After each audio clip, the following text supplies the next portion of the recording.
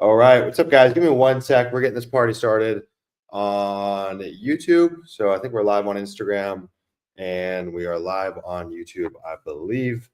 Hopefully that's true. Let's see. Let's go make sure that this is actually working.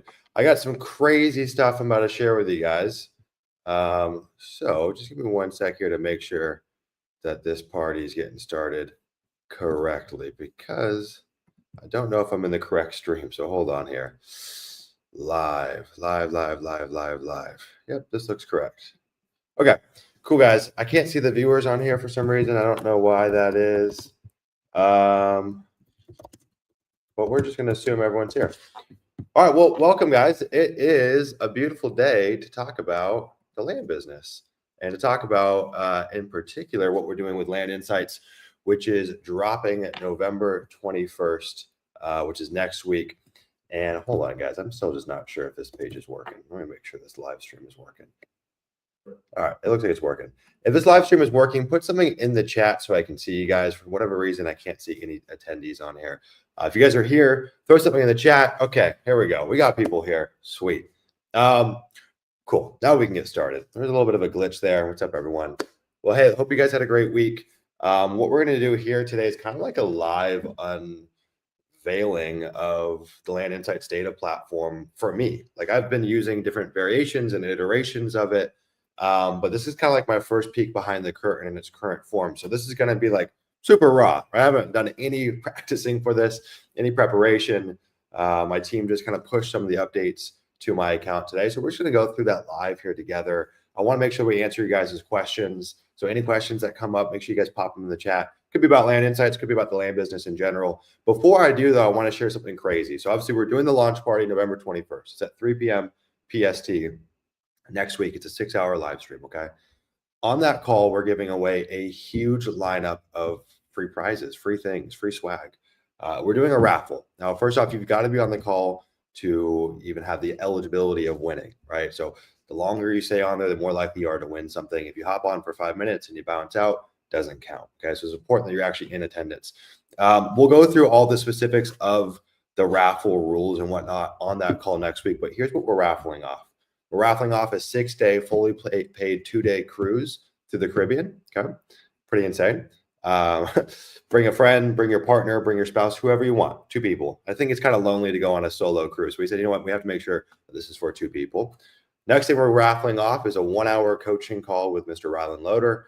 To get 1 hour of Rylan's time would be thousands of dollars, honestly. He doesn't really take on more than a few one-on-one coaching clients every year. So a 1-hour coaching call with Rylan.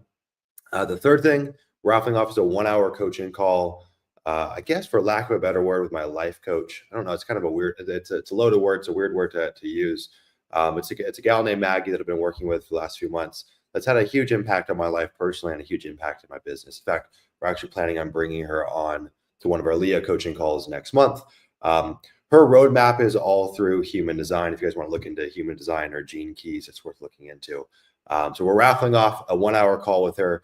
One of the things that I always talk about is that, like, there's a certain point in your entrepreneurial evolution where your progress is going to come down to your personal development. At a certain point, it's no longer about new strategies and whatnot, new technical abilities. And so having someone to see you objectively, see your habits, see who you are as a person, and give feedback on that's really important. And most people in our life, friends, family, they're just not going to do it for us. They love us too much. They're blinded. They're not objective.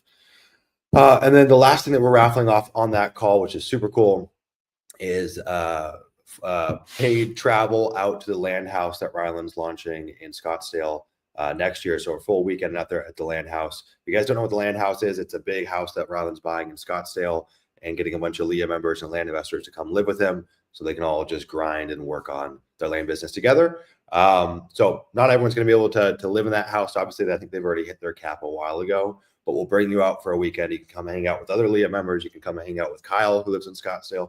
You can hang out with Rylan. There's a bunch of other real estate investors and land investors in Scottsdale as well.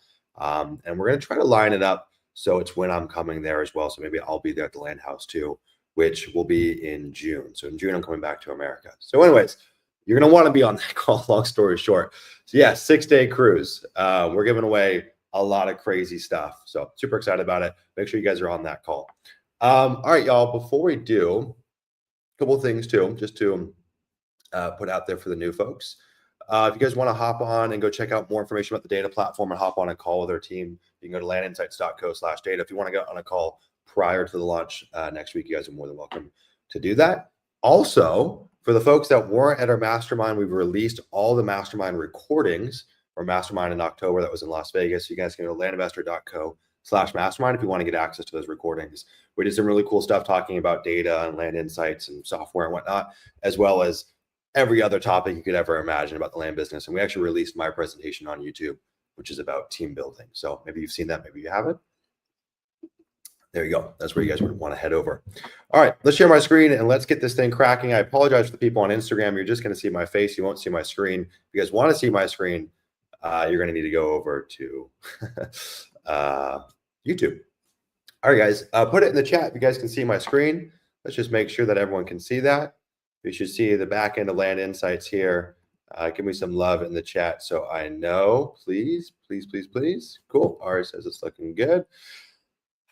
Well, if you guys haven't seen Land Insights before, it started off as a market research tool. We launched about 1.5 years ago, which is surreal to think. It feels like we've been working on this for a decade. That's how my relationship with Sarah feels like as well. We just hit our 2-year anniversary together, and I swear to God, we've been married for 20 years is essentially how it feels in the best way possible. So it started off as this market selection tool. Anyone that used it in its early days knows that it was scrappy. I don't know, scrappy. It was, it was trashy. I don't know. There's a lot of different ways you could describe it. It was a database built on top of Tableau. It was just showing you initially counties with demand data, STRs, which is a term that we coined inside of Leah. I've seen many other people try to rip that off. That's a Leah original right there. So it was really rough. Then we eventually added in zip codes and more pricing information, and it got better and better and better slowly. But we were still built on this terrible UI on top of Tableau, which is not meant to build software tools. But again, the tool is scrappy, and so are we, right? Our whole ethos was get this thing out there, start getting feedback, and make it better based off the feedback of our customers. Don't try to sit in a vacuum and hypothesize what your customers want. Go give it to them now and take their feedback. And we've had a very vocal audience has given us a lot of good feedback along the way. October of 2023, Kyle Martin was at our Leah Mastermind in Las Vegas, our first one ever. We ended up, it's a long story, but we ended up partnering up together after that event. We officially kind of went live working together in December. We grinded our faces off. And when I say we, I mean, it was really Kyle and the development team to go build out what we called V2 of Land Insights, which was going and moving over to our own UI. We launched that in March of 2024. And it's just been this game of every 2 weeks iterating and more features and more features and more features. So as it stands now, it's the most powerful market research tool that exists on the market today. This is kind of the market research backend, both on county, zip code levels, shows us essentially where to go spend our marketing dollars, where we're going to have the quickest turn times to sell our properties, theoretically the highest ROAS, shortens the timeline to go and actually build out our pricing because we can see the pricing intel within there. We have something called a Gini score, which shows you how homogenous those markets are. So you can take the guesswork on trying to say, damn, is my pricing going to be accurate? Am I going to be off by a mile? Then it moved into kind of like this marketing tracking tool where we can kind of track our campaigns. One of the things that I learned when we were building Land Insights and I was looking at my own suite of software tools, I'm like, I've got 1 trillion different tools that do 1 trillion different things. So we used to do something similar to this inside of Trello with Kanban boards. We rolled that into here. We were spending hours and hours a week trying to find the best realtors. So then we just started aggregating all the realtor information in the US to find the best realtors for our users. So we built out this realtor report section. Land scrubbing was one of the first features that we ever added. This is AI land scrubbing for flood zones, wetlands, landlocked properties. And we've got a litany of new scrubs coming out in the next few months, like road frontage scrubs for finding subdivides, topo scrubs, some really, really cool stuff. This has only gotten better and better and better. I mean, the hit rate on this, the accuracy is 99% plus for just about every single scrub, which is awesome. Then we added in skip tracing, 5 cents for what we call basic skips, 6 cents for premium skips pull, 7 relatives, phone numbers, emails, whole kit and caboodle, age, updated addresses. We noticed that our users were having a really hard time going and they'd find great markets and find great properties and price them intelligently, but then they'd go and list their properties and they looked like a 2 out of 10. You're like, dang, you spent all this time and your photos look terrible. So we built in a disposition photo editing tool within the platform. We've got our comping tool, which I won't share. That's coming out here in a few months, which has absolutely changed our business. And finally, we've got the data platform. And here it is, okay? One thing I'm going to preface is my internet is so slow here in Bali. This tool is lightning fast. I mean, we could pull up 40,000 records in a millisecond, and it should cooperate with us today. But Bali's internet is questionable. So one of the only downsides, or a few downsides of living here. It cuts out every now and again, and it can be a bit slow. Now, why did I go through all of those examples of the different features? One, just to show you how comprehensive the tool is, but also to talk about the fact that, again, this has been this really cool kind of synergistic feedback loop between our users and between the development team. And so a lot of the stuff that you guys see in here has been per the recommendation of our users, and we take this stuff to heart, and that won't change anytime soon. Okay. All right. So welcome to kind of the parcel view data export side of things. This is where you're going to spend most of your time when it comes to pulling markets or underwriting deals, etc. What's funny is I was using this tool earlier this morning. I was actually using an older version of it. This is the freshest, most up-to-date version of it. I was using an older version of it. And by sheer coincidence, I pulled like 42,000 records in Colorado. I clicked on one property. I just looked at the chain of title. We have kind of like this cool title history card that we have in our due diligence section. And I click on the adjacent parcel. And sure enough, the previous owner of that adjacent parcel was Mr. Michael Bull, who, if you guys don't know, is a coach inside of Leah, one of the first people that I ever worked with in any coaching capacity. And I actually remember working on that mailer together where he got that deal. We were in San Diego circa 2020 or 2021.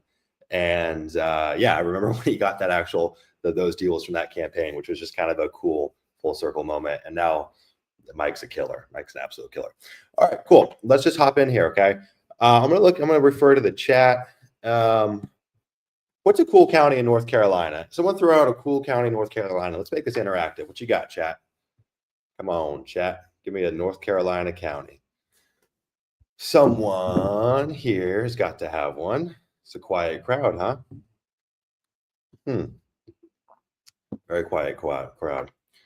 Well, let's do this. Let's make this fun. We'll just go back real quick, and let's just like actually treat this as if we were doing it for real. So maybe we don't even have to call on the chat. We'll just grab a county that catches my interest here. Okay, look at this: Alamance County, 94 active, so 41% pending sell-through rate. So that's pending. It's under contract right now. 32% in the last month. Crazy stats: 240% in the last year sell-through rate. The supply isn't crazy. It's right within our sweet spot. So let's go use that. Right? Let's go use Alamance County. Again, that's how quick this process is. Within 10 seconds, I just found, presumably, I don't know, one of the best counties or the best county currently in North Carolina. So I'll take that. Alamance County. Boom. Okay. So before, I'm not even going to apply any filters yet. Let's just go see how much data there is in this entire county.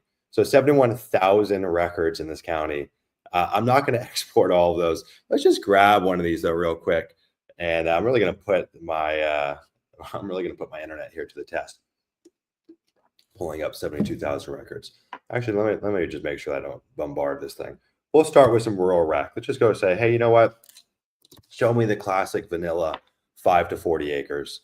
We can go down here. Let's just say, yeah, you know what? Show me the out-of-state owners, and you'll see this populates in real time, which I think is pretty cool.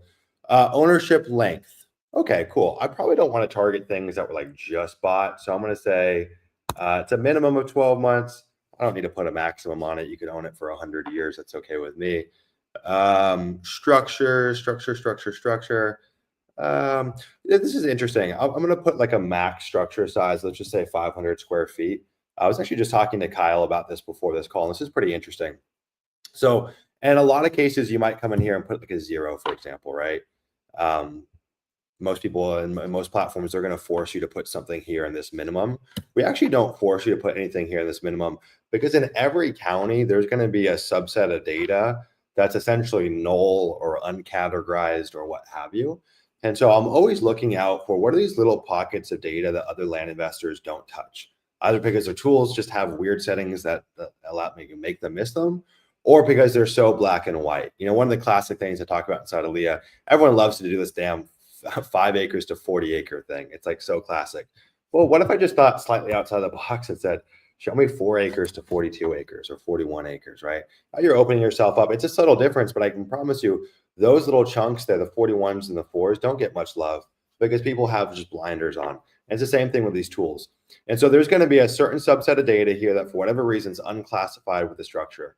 And so if I put 0 in there, theoretically, I might weed it out.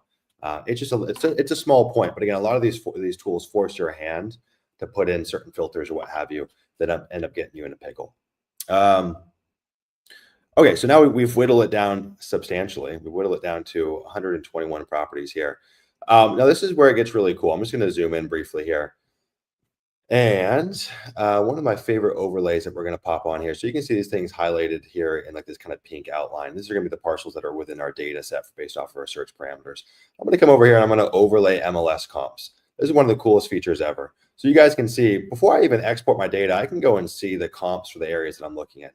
This gets really interesting. For example, if I was just going to export data for the subdivision, prior to exporting it, I could actually go and spot check the comps in here. So we use this on a zip code level, on a subdivision level. We can use it on a countywide level. You can really use it in any use case. But this gets really cool for me to spot check this pricing before exporting it. That's a free feature. It's just you can toggle it on or off. And the thesis here is we used to do this with Google My Maps. It would take freaking hours, either of our time or a VA's time, and go and create these meshed overlays of our data, the data that we were going to export and market to with MLS data. And we had to buy the data to go and export it, and we'd overlay it. And it was just, wasn't great, obviously. Okay, so let me just peruse around here. I'm going to try to find something that's off of a decent road because I want to show you guys the Google Street View. This one looks like it's going to have decent road frontage. Okay, so this property was last purchased for right under $1.2 million. This was purchased 2 years ago, purchased via special warranty deed. Wasn't an interfamily transfer, no. Signed in an HOA. Cool, it's assessed at 303. It's a legal script. Calculated acres is at 27. So what's interesting is that on the county side, it's saying, hey, that this is classified at 26.3 acres. But our tool is actually seeing a delta when we calculate the acres and saying we're actually calculating this at 27.5. Whether that's accurate or not, who knows? There can be a delta on both sides. This is a really cool feature that I like to add on to. This is called a building layer. And so we'll just let that heat up for a moment here. And you guys can see it's actually catching these little structures. And so what you'll find in a lot of cases, there are structures that for whatever reason don't crop up in your settings. Even when we go and put 0 to 500 or 100 to 400 or what have you, we try to whittle it down, or we say, make sure there's nothing that comes with structures in here in our data.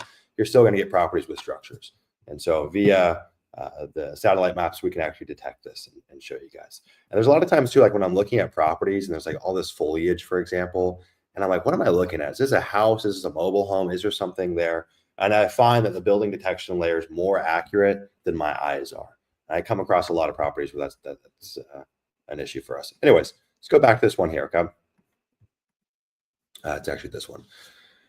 Owners here in Houston, we can go through the parcel information, 0 improvement percent. Here's the owner, bought it in 2023. We don't have any sales information on the previous owner, but this is a really cool feature here with the chain of ownership. And so you can see the previous owner and previous sales data when available. And I find that this is a data point that every land investor needs to have prior to getting on a call with a seller, but so few land investors take the time to do it. So like inside of Leo, we talk about kind of like a 2-phase due diligence approach, okay? New lead comes in, we've got our quick and dirty due diligence that has to get done in about 15 minutes or less, so we can go get that call out to the seller. There's just a few very simple facts that we need to go and verify. And one of those facts for me is, when did the seller buy it? Was it an interfamily sale, and what did they pay for it? That's really going to weigh into how that conversation goes with the seller, but also it's going to weigh into how qualified I think they're going to be. We're always kind of picking up these small breadcrumbs to figure out, again, how qualified a seller is. And so when I come on here and I see, hey, this owner inherited this property, or this owner paid way beneath market, they bought it 10, 20, 30 years ago, they're a lot more likely to let it go than a guy that paid potentially top of market 2 years ago. And so this just kind of weighs into how much time I'm going to invest into that conversation. It becomes more important when you're talking to a seller and you're getting a lot of roadblocks. It becomes more important to allow us to be persistent in our follow-up with the seller. In fact, there was a deal that we just got signed yesterday that was just that, right? Had we not known some of this information, the fact that the land was inherited, and we didn't know some of the context of the seller situation outside of the relationship to the land, we wouldn't have been able to stay in the fight on a deal that took over 1.5 years to put together and had hundreds of touches. And ultimately in this business, like as it relates to acquisitions, I think the real magic is just knowing where to spend our time. Like once you know how to generate leads, the next question is, if I showed you 1,000 leads or 100 leads, could you decipher where your time should go? And that's not an easy thing to do. And so we piece together all these breadcrumbs to start to figure it out. Again, there's no structured data on here, so nothing to refer to. We can see some pretty cool county metrics here, right? So this is a 26-acre property as it relates to what the county's telling us. So we're looking at 20 to 40 acre data as it relates to markets, or the market. So we've got 4 active, 3 pending, 325% sell-through rate in the last year. You can see the sold statistics here. Again, this is for the county in the 20 to 40 bracket. If there was mortgage information, you would see it here. There's no mortgage information to refer to. What I wanted to do is we're going to go over and prop into Street View. Now, as you guys know, not every single property is going to allow you to go and look at the Street View because Google Maps just hasn't mapped it, right? There's no Street View available there. Again, this is where you'll see the Bali internet acting crazy. But Street View is something that we use in our due diligence process when a new lead comes in, again, when it's available. What you'll find is on these 2D maps, or even if we go and look at these 3D maps, which are fun to toggle around with and are certainly helpful, you still don't get the full kit and caboodle that you get like when you drop a pin on it. Oh, golly, this is embarrassing how bad my internet is. Looks like, oh, no Street View imagery available. That's actually not my internet's fault. So I guess this road just hasn't been mapped via Google Maps. So we'll go and pull a better one to show you guys what that looks like. In fact, if we go and pull this property here, this is off of a major interstate. This should have Street View on it. Let's go see. I'd be shocked if this didn't have Street View. No Street View imagery available here. Golly, Alamance County. I wouldn't have expected that. Weird. All right, let's go and hold on. Let me check the chat real quick. To the bottom of the summary tab. Yes, you did see the Street View at the bottom of the summary tab. How I ran across property views in Colorado last week. Oh, that's funny, Chris. That's funny. Chris came across one of my properties last week. Oh, we got some requests in the chat to go look at a different county. So let's go and do that. We'll come back up here. We're going to go search for Warren County. And wow, there's actually a lot of Warren counties. We're going to do Warren County, North Carolina. This is a very popular land investing market. Again, we'll just take the same kind of similar bracket. We'll do 5 to 41 acres. Max improvement percent, well, let's just say 5%. We'll throw in some different options here. You can see how fast this map loads. It's pretty insane. We've already pulled up 3,700 properties, and you've got the MLS comp overlay on it. So let me turn that off just for a second, just so it doesn't get too noisy here. Again, we'll put in the owner information. Let's just say, hey, it's got to be an out-of-county owner. How about that? And that whittle it down to 1,900 parcels. One of the things that I love about this tool, and again, it's just these little subtleties that really add up as a land investor, is the fact that when we toggle on and off with these features, I don't actually have to go and click export to go and review them, right? And a lot of the tools, you'll add all these features, and you got to go click load it, go look at it. Oh shit, it's too much data, it's too little data. Then you got to go back. This loads in real time, and it's just again, it's subtle.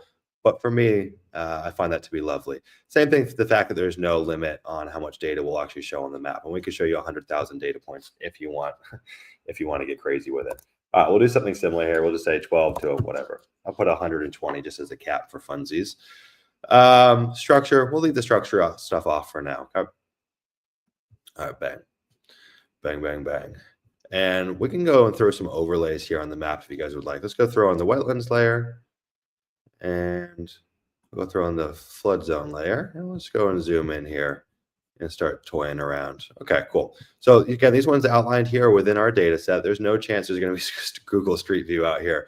This is ultra rural. Let's see if there's any. I'm going to throw in this road layer here as well too. So you guys will see when we throw that road layer on, this is where things get pretty nifty, because this is obviously a county road. No one's going to contest that. Okay, this is a county road, but I might not see that this is actually a road cut in here, or there's a driveway here. And so it's going to pick up things that are maybe not labeled via the county, or maybe not labeled via Google Maps, or not super obvious.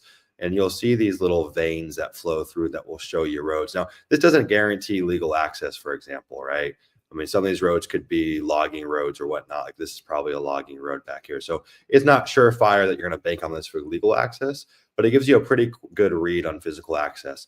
And again, these are really subtle points, but when we've been in the Stone Age to where we're having to read everything visually or via just dropping a pin on Google Maps, this stuff becomes really helpful, at least in my opinion. Okay, we'll throw in the building layer as well. We're going to get crazy with the layers. One thing I like to, we'll throw in this county layer, and I'll just zoom out and show you guys what that looks like. So we can actually market the different counties here so you know what you're looking at. And I actually appreciate having that filter on. I should have had that on from the beginning. Okay. You guys can see these little things highlighted here in green. These are all going to be buildings. And let's get this party started and throw in our MLS comps. Now, this is going to be a pretty damn rural county, so there's probably not going to be a lot of action here. What I would like to find is maybe like a little subdivision that we could just go and pull some data on. Let's see if there's any. Let's see if we can find a subdivision here that tickles our fancy. We could search by subdivision name, but let me just go visual and just see what we could populate here. All right, boom. So I just found a subdivision over here. Let me just click on one of these properties. So EFESEC,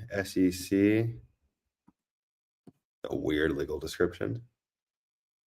Huh, lot 61. Interesting.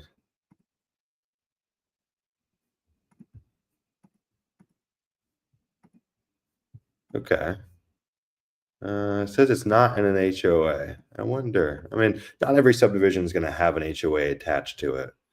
Let's see if I can even search by this. I'm going to see EFE. Let me just go and look. I want to actually just Google this real quick.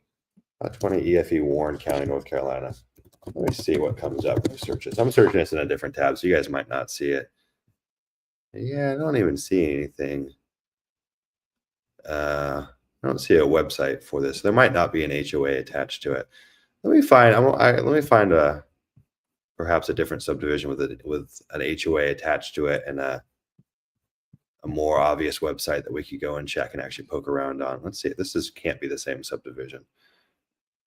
No Carva. Let me search by this. Filter parcels. Warren County. I'm curious if this is going to search. It's a pretty messed up little chunk of the legal description. Yeah, here it is. So you got a few different variations of it. You'll see this. This is actually really common when you're searching for subdivision names. So what I'm going to do is I'm just going to add all of these. No Carva. And bang, bang, bang.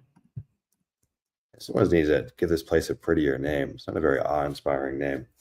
All right, so we've got 53 properties that meet. Actually, let me go back and make sure we don't have any filters clogging this up. Yep. 53 properties here. Okay, cool. There's not a ton of comp data on this one. You can see that this runs through the county line here. So here's the county line cutting this off. See here are all the ones with structures. Let's just go and take a look here. So here's a comp off the MLS. It's under an acre, 25,000 price per acre, and it had 167 days on market. Let's go and look. All right, so here's our properties in the same subdivision. We don't have a ton of comp data to reference here, which might not make it the best example. So this is two adjoining non-waterfront lots, 73M and 74M, approximately 0.92 acres. So what are these properties here? Most of these properties are going to be that's an acre, an acre. That doesn't look like an acre. What are people paying for these? You bought it for $9,000 7 years ago, $11,000 15 years ago, 12 and a half. 7,500 4 years ago. You'll see this I've seen this in a few subdivisions throughout the US too. But there's no way that this is logged as an acre, but I actually don't think that this is like a data issue as it relates to land insights. You'll see that sometimes some of these old subdivisions crop up with weird numbers. This looks like a quarter acre to me, unless these are listed as multiple properties, but I don't think that's the case. $15,000. Interesting. Okay, cool. Let me go back to this. Oh, maybe, can you guys see my screen? Pull it up. You're just sharing your tab, by the way. All right, let me change it so you guys can see. Hold on. I'm gonna change the screen sharing. Go back, share screen, window. Sorry about that, guys. All right, this will make it more interesting. Okay, so you guys will see I'm here in the subdivision. It's only got 52 properties here that we're looking at. This is the county line cutting it off. There's one comp here that's recent, sold in 167 days. It's two properties combined, so you guys should be able to see this now. So here's the comp information, right? They took two of these lots, combined them together. If for whatever reason it's logging this stuff as an acre per lot, these are not acre lots. These must be quarter acres to half acres if I had to give them like a visual read. But you can see there's a kind of like a little card here that gives you a breakdown on the comp data. And then you can actually go poke around. You can go spot check the math. You'll see the math is same, listed at 30, sold at 25. It took a while to sell. Okay, so this subdivision by no means would tickle my fancy at all. I would pass on this one. Can we find something that's a little more exciting in terms of a subdivision? Let's see. Maybe something with a little more comp data, huh? We might have to break into a new county if that's the case. Warren County might not be known for its subdivisions. Here we go. And which one is this? Now we're back to this EFE section 2. All right, let's go search by this. If you guys have any questions as well, feel free to throw them in the chat. Maybe we'll do some deal underwriting here in a second. Grab some deals out of my CRM to go take a look-see at. Warren County and see. Okay. Let's see what comes up when we plug this in. No results. Oh, here we go. IAEFE. Is it this one?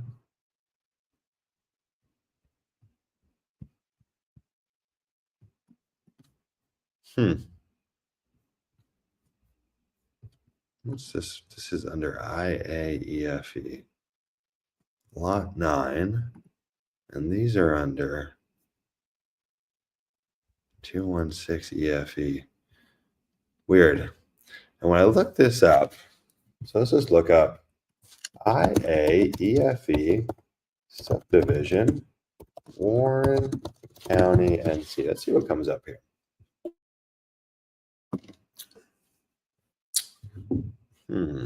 Nothing. Weird. Let's just go. Yeah, I don't see any HOA website for this. I don't see anything on this subdivision. It's weird. Huh. Very odd. Well, anyways, we could triangulate this via Polygon if we had to, but I don't know why this is coming up. There's no information on this subdivision. Definitely doesn't have an HOA attached to it unless I just don't understand the acronym, but it should still search even with the acronym. Pretty big range here in terms of what some of these properties are selling for.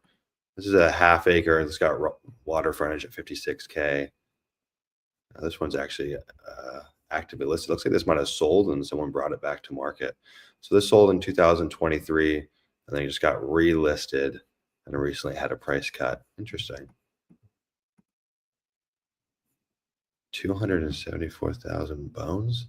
Someone's really shooting the moon on this one, and it's under contract. Huh. 198 days, 38 views, and 2 saves, and yet it's under contract. Crazy. Interesting.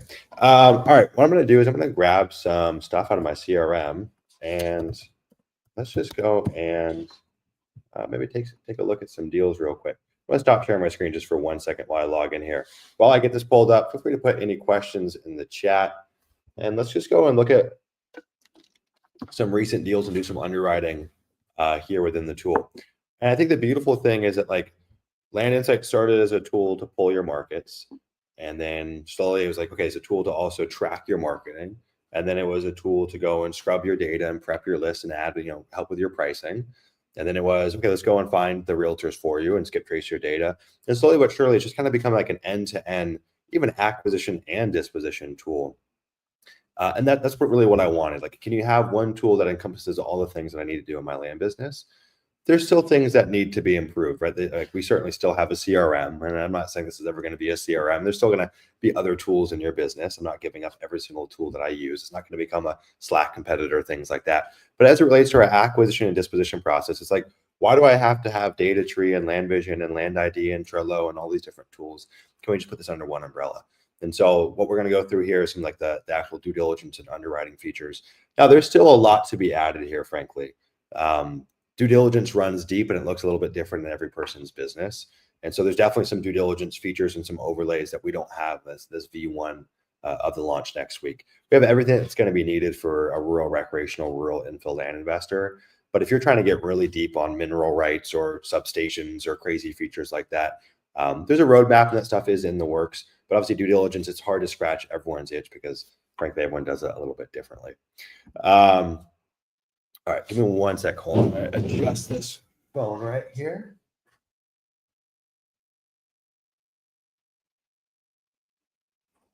Okay, we've got the old Instagram going here in the background, which I recently just started using. Thank you, everyone that's in the chat. What's up, Mario? Triple Playa. Hello, guys. Welcome, welcome, welcome. Thank you for everyone that's here on Instagram. What's funny is I just started using Instagram recently, and I hated Instagram, dude. I was so against it. But we had our event in Vegas in October, and I'm not kidding. Probably over a dozen people talked to Sarah, my girlfriend, and was like, "Hey, it's so funny. I found Sumner on Instagram. That's how I ended up at this event, or that's how I ended up inside of Leah." And I had no idea that we had created so many connections through Instagram. I always just thought, oh, it's just people find us on YouTube or word of mouth. And I thought there was really no impact to using Instagram. And it seemed like there's that many land people on there or real estate people that at least that I was connected with. And it was just mostly like high school friends and things like that. So I'm like, why am I using this app? And even if you're super disciplined, I still feel like you go to post something on there, you end up seeing some stupid video or whatever, and then it catches your attention. But I'm using it again per the feedback of people that we got at the event. I did unfollow everyone on there, so that makes it a lot easier to not get sidetracked. All right, so here's a deal that just came in on the 14th. So let's just go and take a little look-see here. This is a pretty monster property. We've got 90, it's a 90-acre piece. I'm going to share my screen here in 1 second, guys, and we're going to go through this here together. Just want to make sure I'm not sharing anything that I shouldn't be sharing. All right, we should be good. Cool. Chris, welcome to Land Insights team.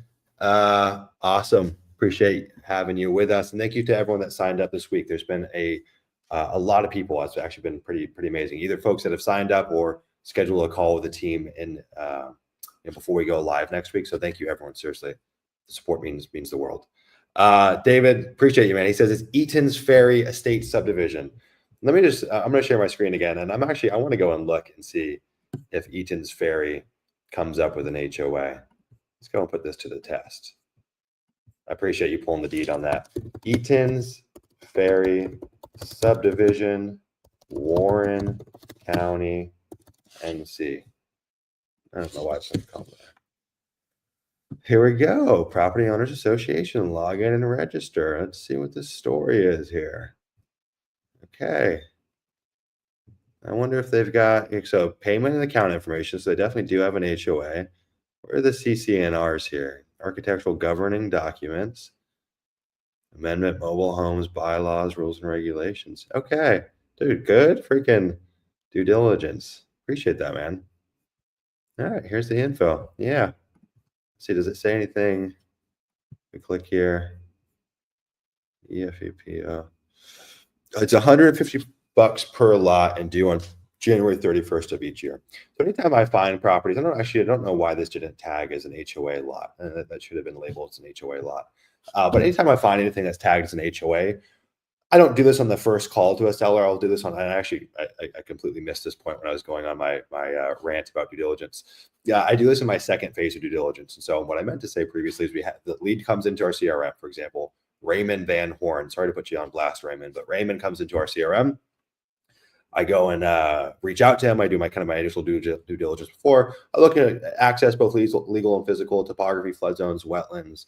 I look at when he bought it, who he bought it from, what he paid for it. Just all like the really basic bare bones components that I need. I get a quick pulse on value, quick pulse on the range that I want to offer to him. And we use the Land Insights comping tool, which is coming out in Q1 of next year to do that. If he meets my sniff test on that first call, we'll move over to kind of our second deeper phase of due diligence. If that property is tagged as being in an HOA or a POA, or if I have any suspicion that it is, I'll go and actually typically I'll just pull the legal description and go and search by that. And I'll go and find the HOA's website. I'm going to go look at the CCNRs and the annual dues. Pretty much every HOA and POA has a website. Some don't. You could go pull it on the county level if you had to. But typically you'll find a website for it. It'll make your life a whole lot easier. Now, demand is demand. Like if there's still demand, which in Eaton's Ferry Estates based off of the MLS overlay, there definitely are property selling here. So there certainly is demand. And like demand is the ultimate test. But I want to know what I'm getting myself into with CCNRs and the annual dues. typically the CCNRs more so than the annual dues. You'll find that there's just weird levels of restriction that people put on their properties in these HOAs. You'll also find that there are HOAs out there that don't collect dues anymore and don't enforce the CCNR. So I've seen both. I've done deals in West Virginia and Colorado where there was a POA or HOA and it just kind of like dissolved. But it still shows that it's in an HOA or POA, but no one's enforcing anything. Anyways, let's just go get our homeboy here, Raymond. Big old property in Ohio. Be a gentleman or a gentlewoman. Don't steal this lead from me. That would just be a terrible thing to do. I'll find you if you do. All right. Morrow County, Ohio. Here we go. Let's pop in this APN real quick. No results found, huh? Why is that? We'll search by his name, Raymond Van Horn.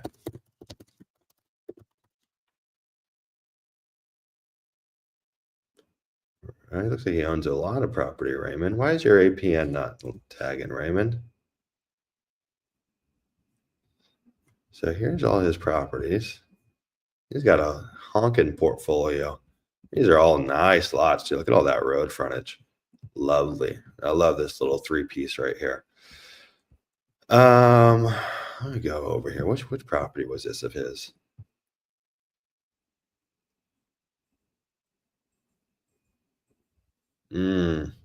That's why.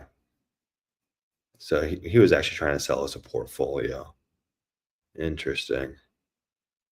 My team did a pretty good job with their doodle here, huh? All right, Raymond. Looks like when we called Raymond, he was at the airport. Shucks. So let's go and zoom out here. Let's look at his properties one more time. 22256. It's this here. This is the one. All right. So this is the one that we reached out to him on. This is the one that he wants to sell. I don't know why that APN wasn't coming up. I wonder what my team put in. F1400-01. What do we have here? Oh, looks like we had pretty much the same thing. Weird. All right. Bought this 15 years ago, 463,000 bones, Morrow County, 90.4. Let's go see what this county looks like. I've never looked at this county before. 40 to 100 acres. There's 9 active, 3 pending. And it's pretty soft, at least for this acreage range. And you guys will see this as you guys start getting into the upper band of bigger acreage properties. There's always just less supply and therefore typically less demand, less property selling. So data gets thin once you start getting into these big ranges. When I look at this property here, so you got this highway, which I don't like. I don't like this there. And you've got this little sliver of a road back here. You don't have much frontage for how big this property is. Let's see, how much road do we have up here? We'll come down to my handy dandy ruler.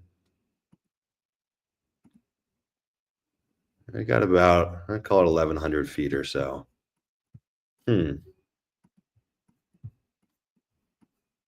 would you guys skin the cat on this deal? What would you guys be looking at here? I mean, you could definitely subdivide it if you're willing to cut in a road. How far is this here?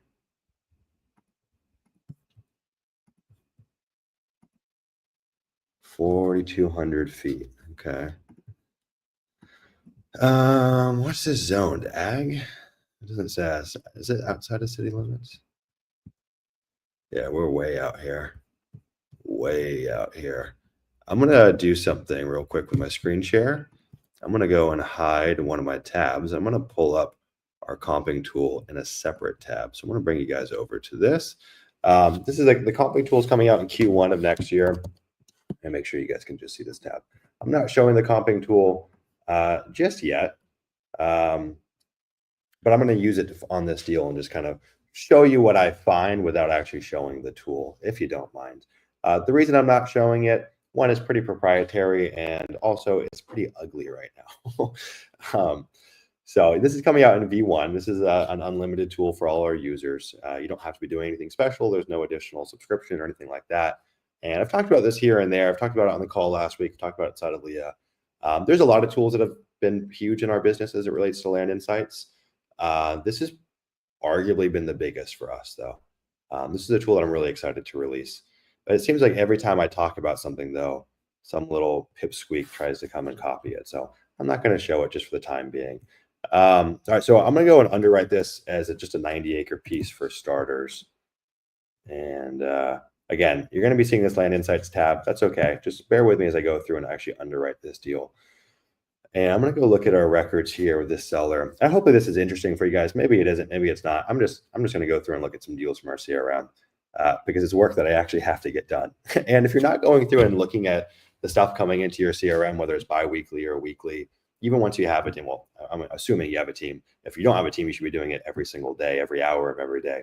But even once you have a team, we're going through and looking at either me or someone on my team, new leads that are coming in. We're looking at our qualified leads, our warm leads, our hot leads, deals that we've sent contracts on. And we're just spot checking and making sure that we're ensuring we're following our sales process. We'll go through listening to call recordings. Actually, every Friday, we do call recording sessions where we go and review call recordings from our team from that week. We have our team kind of do like a post-mortem on the feedback that we give and say, cool, this is what I took away from your feedback. This is what I'm going to implement next week. And we also go look at our underwriting. We look at the offers that we're giving to sellers. Our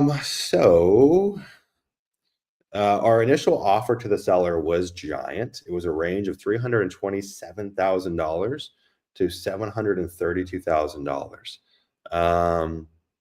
He didn't really give us any kind of commitment on that. He's got over 200 acres in the area that he's trying to sell, which I think is his whole portfolio of land. And he wants a couple million bones. He wants a little over $2 million for that. Okay. Our comping tool pegs us at about $1 million for the 90 acres. So that's about 11.5K an acre. Not a ton of comp data out here. There's really hardly anything. In fact, our best comp, which I'll share with you guys, is, go back here. It's kind of wonky with all these screen share shifts. We'll go, we'll go share screen. And we'll look at this one. So this is our closest comp, okay? This comp is 5.7 miles away from us. It's the closest comp in terms of proximity. We rank our comps inside of Leah with proximity, features, recency. That's kind of a weighted system that we use to validate what comps we should be paying attention to and what comps are just going to be useless to us. They're just kind of more noise than anything else. And I find a lot of times people will go and aggregate a list of 20 comps to underwrite one deal. Only like 4 or 5 comps are actually relevant to them. And then everything else is more noise than signal. So it's sold at $12,000 an acre. It's a 110 acre piece. Let's go and see. So they listed as 100 acre, but here it says 70 plus or minus acres subject to final survey. So it's got a lot more road frontage than us. It's got this weird parceled out house in the middle. It's a nice property. I wouldn't say it's remarkably different than ours minus their road frontage. This is also another ag property. This deal, let's see, what was the days on market on this? 70 acres growing area, 8 miles, has Delco water and electric. Tap fees have not been paid. So this parcel contains 110 acres in total, but 40 acres will be split and not sold. That's kind of cheeky. They list this as 110, but they actually only sold 70, right? So 1.3 divvied up by 70 is actually the real math on this one. That's kind of cheeky. I don't know why they did that. It's a shady realtor move, in my opinion. Listed at $2 million, pending same day. Wow, that was this year in May. They took an offer $700,000 less than what it was listed at. Weird.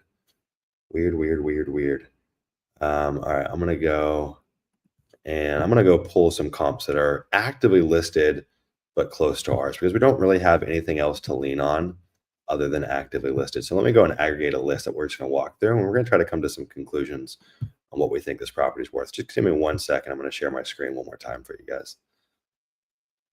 Okay, let's go look at the full kit and caboodle. Now, this is everything that's within proximity to ours. It's the closest is 5 miles. The farthest out that we went on this search was 12 miles. We could extend that if we want, but we'll just go within that range. So 12 miles is going to be the cap on our search here. I'm going to go back to sharing my screen, and I'm going to change it one more time. We're going to go entire window. Cool. Okay.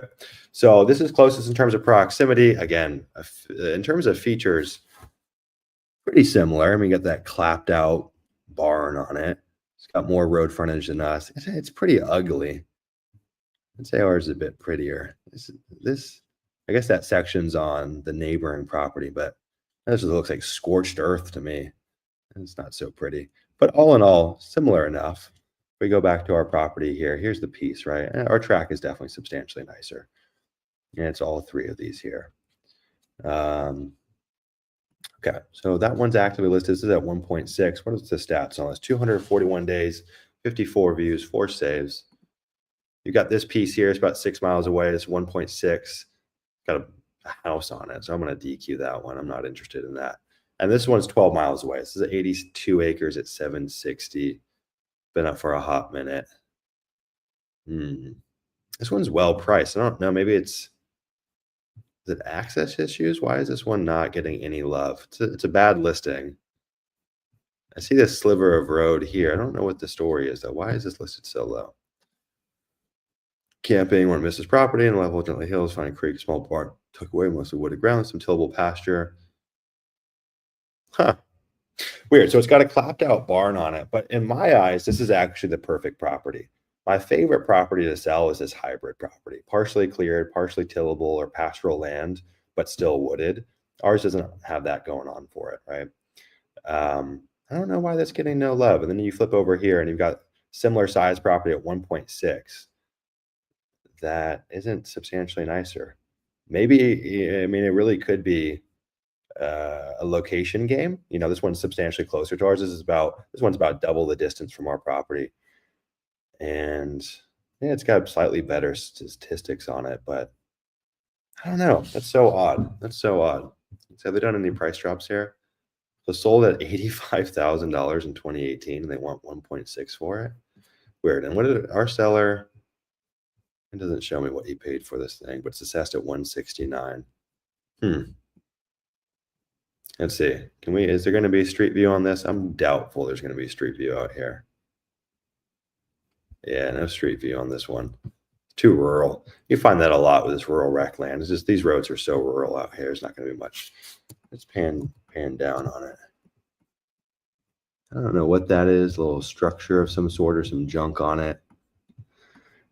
I just did a subdivide where it's like this tillable land, and we did like a residential subdivide, and I was just reminded like these just are the worst properties to sell for subdivides. I don't know why we did it, to be honest. There just wasn't much of a premium associated with it. I think it'll help us sell it faster, but yeah, I don't know. I don't love this deal here. I think our offer range was pretty accurate maybe as a double close. And if we got the bottom end of the range, it would be a strong cash flip. I think this thing is probably worth, I think in the low, yeah, like 900 to 1.2 seems pretty fair to me, which our comping tool pretty much pegged it right at that. It's 11.5K an acre. I think that's pretty accurate, honestly. If we look around here, there's no close comps of a similar size. You got these small little pieces here trading in the 37K an acre range, but they're little 4-acre tracts. Zoom out. Yeah, a little 3-acre. There's a 25-acre, 9K an acre. Terrible listing. Between lowest price parcel in the area. Yeah, this sold under what I would expect ours to sell at, and this is a 25-acre piece. But the listing is terrible, and there's probably something materially wrong with it they didn't disclose. And now we're just getting too far away. Let's go and look at some questions. I want to see if there's any questions in the chat, unless you guys want me to continue underwriting deals. I'm going to stop sharing just for a second. I'm going to take a little peek at the chat here. Coach, what's up, man? You guys feel free to put any questions inside the chat. Whatever you guys got. Doesn't have to be related to land insights. Doesn't have to be related to data. I'm all ears. Questions, land related, anything y'all want to go over. Put it in the chat. I'm going to scroll through and see if I see any major points to touch on. I don't see anything here. How's everyone's business doing post-election? We had kind of a slow week, as you would expect, during the election, but we came back strong. Let me go through. I'm going to share. I won't share my screen. I'm looking inside our Slack. Let's see. Oh, we actually just got a contract signed while we're on this call. Weird property. So it's in Ohio. We literally just got this signed about 25 minutes ago. It's how big is this property? Looks like it's a small little infill lot. Now we typically don't target infill lots. I typically also don't target ultra small properties, but we do get them, right? You're going to come across owners that have portfolios. So this is 0.4 acres. It's actually in an HOA. We picked it up for $2,000. our realtor confirmed it's worth anywhere between 25. They gave us a $25,000 to $75,000 list price on this. I think that's probably pretty insane. It's got HOA dues of $2,500 a year. The issue is that it is buildable. We confirmed with the county, but the way the lot sits is kind of like a pizza slice. And maybe I could just, maybe I'll show you guys how the lot sits real quick. I'll just show you. Okay, I'm going to share my screen. I'll show you guys how the lot sits. Present.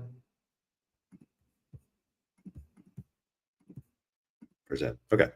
Let's make sure you guys can see my screen. Yep, you guys can see my screen. Okay, so here's the property. It's this little pizza slice deal here. I didn't quite understand it, and I got it from my acquisition team. But essentially, the only building site that we can build on is like this kind of tapered sliver here. The developer's son actually sold this property for $7,500 about 2 or 3 years ago. I guess he fell on hard times. I think his dad passed away. He had to liquidate it. So the owner that owns it currently picked it up at a crazy deal, and they bought it for $7,500. I think again 2 to 3 years ago. We picked it up for $2K. There's adjacent lots in, well, not literally adjacent. There's lots within this subdivision that are trading at $75,000, but they sit a little different than ours. So I don't think we get $75,000 for it. I think that's pretty outlandish. But I would say we probably pick up low 20s, 15 to 20. So that's a pretty good deal. Let's see what else we got. We've sent 1 trillion contracts. Just today alone, we've sent 1, 2, 3, 4. We've sent 4 contracts today. We've had 1 signed today. Let's see, we'll go through our stats for yesterday. And I guess what I'm getting at here is that it seems like things have really picked up. Whether you like Trump or you hate Trump, it seems like folks have a lot of confidence in the economy all of a sudden. So we got a contract signed yesterday. Another really small, weird deal. We picked it up for $2,000. Dispo price based off of our realtor is 10 to 15K. Property's heavily wooded. It's got kind of funky access because it is so wooded. I think it's 15K all day if there's like a way for us to get to the interior of the property, but I think it's so densely wooded that it's just not really going to be possible. So it's going to be a little bit harder to move, but we picked it up at 2. It'll probably move between like, I don't know, 10, 11, something like that. We had a super cool deal signed yesterday. Buy at 92, sell at 200 to 250. So it's a pretty awesome deal that was signed yesterday. We had another deal signed yesterday. That was a buy at 8,000, sell at 24,000. It's 2 lots, 2 adjacent properties that we picked up. So buy for 8, sell for 24. This is actually one that I was probably the most excited about. So I talked about this inside of our Discord. If you're not inside of our Discord, it's free to join. It's landinvestor.co/Discord. I'll put that in the chat for anyone. If you guys aren't in there, come join. It's free. Over 1,000 folks in there, and everyone's super giving. I'll put that in the chat. So anyways, I shared this in Discord yesterday, but this is so par for the course for this business, right? Had a new AM join us a couple weeks ago. This is like one of their first deals. I think it's like their second or third signed contract. Killer deal, water frontage on a really big river. Beautiful lot. All the adjacent properties are developed. There's a comp 2 lots down from it that's actively listed at 69,000.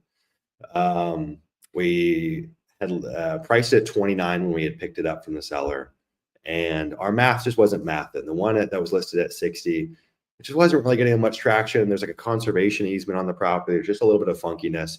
We're set to close on Monday. At the final hour, my team comes back to me and they're like, I think we have to cancel this contract. And I'm like, no, I don't think we buy it at 29, but I don't think we cancel it. I think this is what you do. You pick up the phone and you call the seller. You call the seller and you say, look, we made a big whoopsies. Our math was off. There's a conservation easement. There's some friction that we ran into. And so I hate making renegotiations at the final hour. It's not my strategy. People do that. I don't love it. But sometimes you got to do it, right? And it's super high ROI because you end up having a 5 or 10 minute phone call, and we knocked 5K off the purchase price. We got it at 24 and they just signed. We wired out the money this morning on that deal. That one's closing on Monday. So I love seeing that. I love seeing our team just being resourceful. And I always tell people inside of Lead, like, deals do not come up on silver platters, both in terms of how much follow-up in the sales cycle and what it takes to get deals done, but also the fact that deals are messy. I mean, deals can feel like a knife fight, right? Whether it's a knife fight with you and the title company, or you're doing a double close and it's with the C party of the transaction, or it's with the seller. Deals aren't easy, right? It takes a lot of elbow grease to put these things together. And so I love when my team goes the extra distance to get deals done. We had another deal signed earlier this week. It's a buy at 33.50. We had a lot of small deals signed this week. Buy at 33.50. Realtor feedback's at 15K to 25K. Sales activity is pretty thin out there. We've got a comp that's really close to it that sold at $75,000. It's pretty much the same size as ours, but it took a while to sell. So you can see how conservative we are with our underwriting. You've got thin sales data. There's one comp to reference. Took a while to sell. Sold at 75K. But we're going to underwrite this thing conservatively. And so anytime we walk into a deal and there's big question marks, there's thin data, there's features about the property that we don't understand, we're going to underwrite it based off of the risk, right? It might sell at 75,000. I highly doubt it. But for me, there's just question marks there. And so we're going to underwrite it based off of risk. You do not want to get optimistic in this business. What else have we got signed? What else? A lot of contracts sent. We just got one signed here. So it's a buy at 5.5, sell at 20. We got a lot on the same street as ours, same size, that sold at 21.5. So anyways, long story short, things have really ramped up in like the last 5 to 7 days post-election, which is exciting. This is usually a slowdown for the business. I always tell people, like, be careful with your marketing if you're new and you only got a few shots in the chamber, you're working with a small budget. Usually second to third week of November to like the first week of January, you want to either radically taper down your marketing if you're doing direct mail, or in some cases, if you're working on a lean budget, you want to just shut the damn thing down. The reason being is, one, the postal system just gets clogged because everyone's mailing gifts and Christmas cards and whatnot. You have a lot of people that are going to be out of town. So they're going to come back a week later, 2 weeks later, and have a stack of mail this high, and yours just gets forgotten about. Or even if they get your letter, what I find is like a lot of sellers just don't want to make a decision right now. They're with their family. They're not thinking about this stuff. Now, again, there's counter examples. You still do get deals, but I would recommend being careful if you're on a small budget. Now, if you're more advanced, I think there's the whole premise of like, if they zig, you zag type thing. And that could be true as well. And so some like the more advanced land investors definitely push their marketing. There's risk involved with that though. Now, if you're using other channels, cold calling, texting, whatever, maybe like where the first touch is so cheap, I by no means would turn that off. But again, if you're new, be careful. Be careful. All right, let's go into the chat. Any consideration of potential income from farming leases on the listing? Yeah, it's an interesting idea. I don't know about that specific property that we have there. I'd have to ask the seller. I love the idea of picking up deals with existing leases on them. A lot of folks, that scares them off. They're like, dude, screw that. I don't want to deal with it. There's another year on that lease. But if we can kind of take a bit of like a land banking play, that's really exciting to me. Usually the farm leases, like the math ain't amazing on it unless you're picking up at a smoking deal. You might get, if you buy it really right, 10 to 15% cash on cash. But there are situations where we can land bank our deals, whether there's a lease on it or sometimes there's a rental property and there's a tenant in there. I've talked about this inside of our community, but there is a deal that I did early into my career. It's my first year in this business, and it's one of my favorite deals to date, just because the math was so crazy. So we picked it up. I think it was like in the low threes, like $3,200. It was in Texas. Didn't have lake frontage, but it was 1 block away from a really popular lake in Texas. And had like a little like mobile home, manufactured home with like a little like awning, like someone had spent some money to make it livable, and there was a tenant on there. I think they were paying $500 a month. So I picked it up at $3,200. I collected $500 a month. I didn't flip it, obviously. I just held on to it. Had it for either a year and a half, so recouped all my money out of it. And then the neighbor came to me and said, I want to buy this property and I want to buy it with a tenant on it. And they owner financed it from me at $12,000, I think, or something like that. And they paid it over a few years. And so I love the idea of picking up deals with leases on them, billboard leases, whatever it may be. It's an interesting thing. But I will say, typically the farm leases, the math isn't amazing. What you'll find with a lot of farm leases, though, is just like total handshake agreements, no contract in place. And so every situation looks a little bit different. All right, let's look at the chat. Coach says, what about email? Is that a good tool over the next couple months? Yeah, so actually on Monday, we're releasing land emails. It's a cold email agency that I don't know if you guys know who Mayor Shemtov is, but Mayor and I partnered up on that. We've been using cold email in our business for, I don't know, 8 months or so now. Yeah, it's definitely like, I mean, it's such a cheap source. That's by no means would I turn that off. We're still getting leads during the holidays through cold email. So anything where the first touch is ultra cheap, RVMs, cold calling, cold email, cold texting, whatever it may be, I certainly wouldn't turn it off. Again, direct mail, the first touch is going to be cheap. And you also have the whole clogging of the postal system. And I also just find that the postal, like the USPS just makes a ton of mistakes during the holidays. So when I'm paying 52 cents for my letter and it doesn't get shipped on time or gets lost or what have you, the risk is too high for me. So yeah, if you're using cold email or anything of the sort, by no means would I turn it off. I'll talk about that briefly too. So we've been using cold email for about 8 months. We started low. We were doing like 10,000 cold emails a month. We're at like 40 to 50,000 cold emails a month.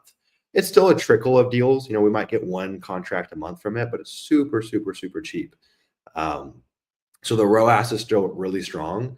We're generating probably about 30 to 40 new leads a month in our CRM with how much email that we're sending. Mayor stats are way better. That's part of the reason that we partnered up on it, because he's sending about 20,000 emails a month and getting better stats than I was.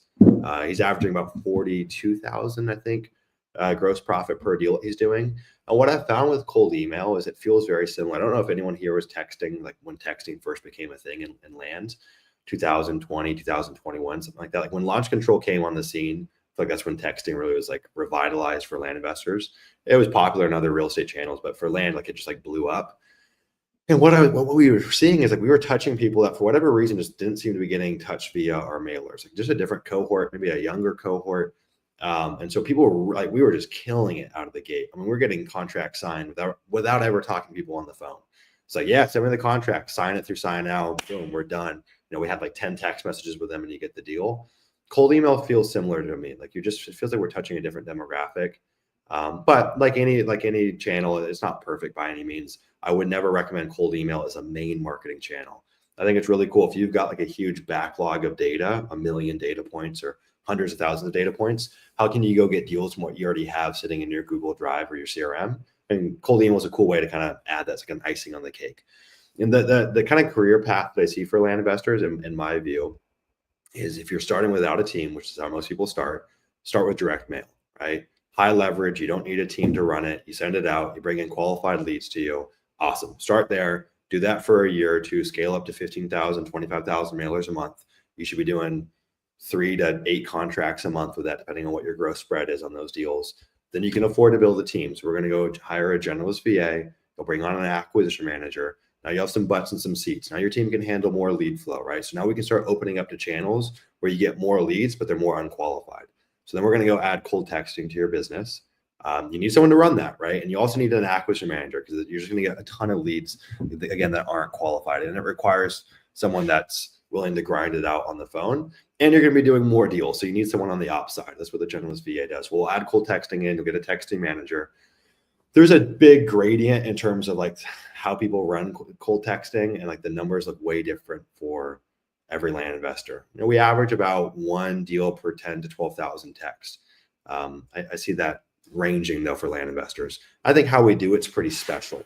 And then from there, you kind of move into what I call like the icing on the cake marketing stage. At that point, you could run a giant business. I mean, you could scale those infinitely, and you could just stay with those forever, honestly. But what you're going to start doing is you're going to have this huge war chest of data. So if I've already have that data, how can I penetrate that list deeper? And to do that, more marketing, more touches, and then from different angles. And so at that point, there's kind of 3 arguments you can make. The argument would be cold calling, cold emailing, or if you're really dangerous, RVMing, which I wouldn't necessarily recommend.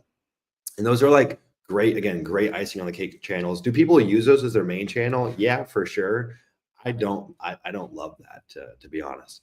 And then I guess like the last thing you could think about would be like PPC or brand building to generate inbound leads. Or I'll share some meta here. One thing that I think is an interesting play that I don't see really anyone doing that I know of, I'm sure someone is that I know of though, I personally don't know a land investor that's doing this. What if you went outbound to realtors and built referral relationships with realtors where you go and touch every realtor in the US And anytime they get a pocket listing or they know of a seller that's thinking about bringing something to market, they just go and call you and you become their point person. And so I think that's kind of like the stair-stepping pattern for marketing channels. Coaches, I know I'm taking the chat now. Personal Q, what's been the best part of the new crib in Bali? Are you ready to spar at Jake Paul's level yet? So we haven't moved into our house yet in Bali, so I can't speak on that yet. What's funny is they sold us the wrong house. We got that fixed over last weekend. So now they just started the due diligence process, which takes about a month. So we've got about a month until we move in. So it should be in December. Dude, best part of, I think in theory, the best part is like no expenses. So you literally you pay up front. There's no lending, there's no debt, there's no mortgage on the property. So you just put the lump sum of cash up front, and then you don't have to think about rent or expenses or anything along those lines for a long time, which is that's pretty awesome. What we're probably going to do is we'll probably end up living there for like 2 years, maybe 3 years, and then Airbnb it. So we're going to build a 4th bedroom on the property. So it's a 3-bedroom right now, 3-bedroom, 2-bath. We're using 2 of the bedrooms. 1 bedroom will be an office for me that we're like converting into an office. And then there's like this giant 2nd story. And the 2nd story is like all this kind of open floor plan. There's like a partial covering, partial waterproof roof, but most of it's totally open. And it's the same footprint as the house is. So it's ginormous. And so we're going to add a 4th bedroom. It's crazy. You can add a 4th bedroom for about $20,000, maybe a little bit less even.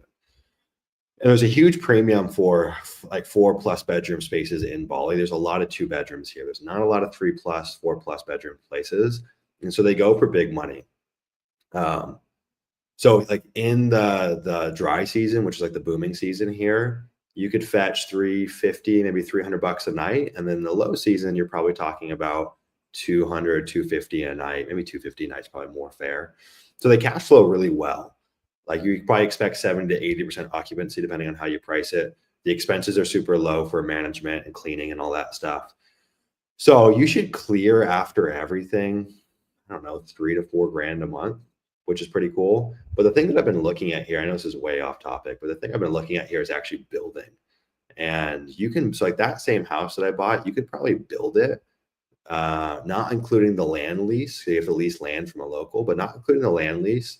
You could probably build that thing for like 100 to 150 grand. So building costs are super low for like a 3 or 4 bedroom.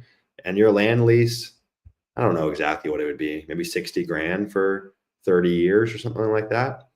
And that's really cool to me. So I might just play around and dabble with building some short-term rentals here. Or what I was thinking about is like building our dream home and just like you just land lease a huge parcel and then you can build some adjacent properties on it. That's what a lot of people do. They'll land lease and they'll build a ton of these short-term rentals and they'll build like one king size house on it. And either that will be their big flip or primary residence. Chris says, big diver here. You do any diving in Bali? Dude, I've never been like real diving. I've done a lot of snorkeling. This is like a weird thing. I don't have a lot of irrational fears, I wouldn't say, but my number one irrational fear is claustrophobia. I'm a freak about claustrophobia. Like stuff me into like a small, damp, dark cave and I might freak out.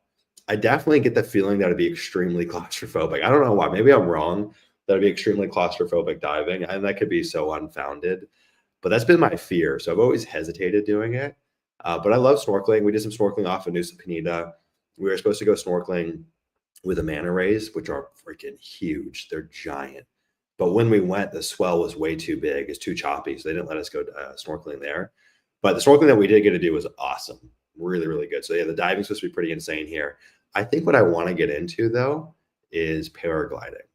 We were watching sunset last night, getting some appetizers and some drinks, non-alcoholic, of course. And there's these 2 paragliders like flying up and down the beach, flying super low.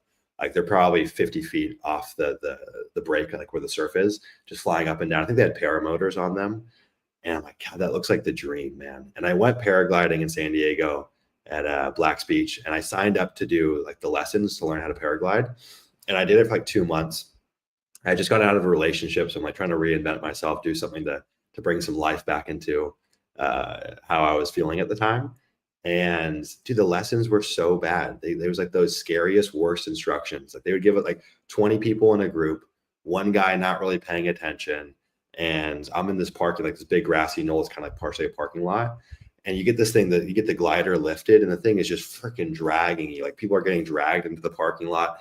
and you're right off this cliff that's probably 100 feet high. And I got spooked. So I'm like, I need better instructions. But I want to learn how to paraglide.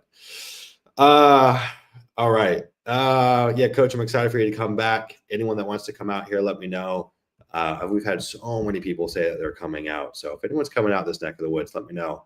I'm happy to play tour guide and show you around.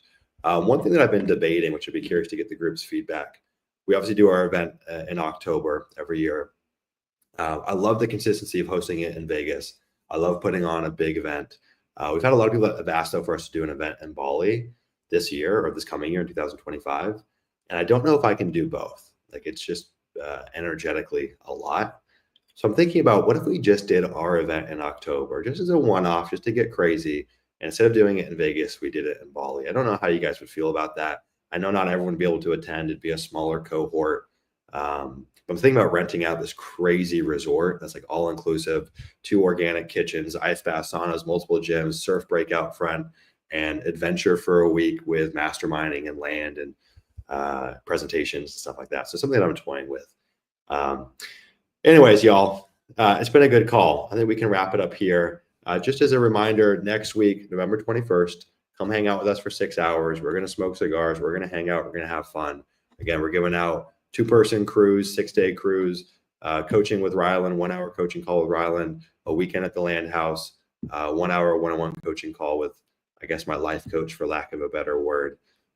So come hang out. It's going to be super fun. Again, I appreciate everyone being here. I appreciate the support from everyone. If you guys want to probe further and learn more about the data platform, go on over to landinsights.co/data. I'll put that down for you here. You guys can see more information on the data platform. Hop on a call if you want before next week, and we'll give you a little tour. All right, let me check the chat real quick.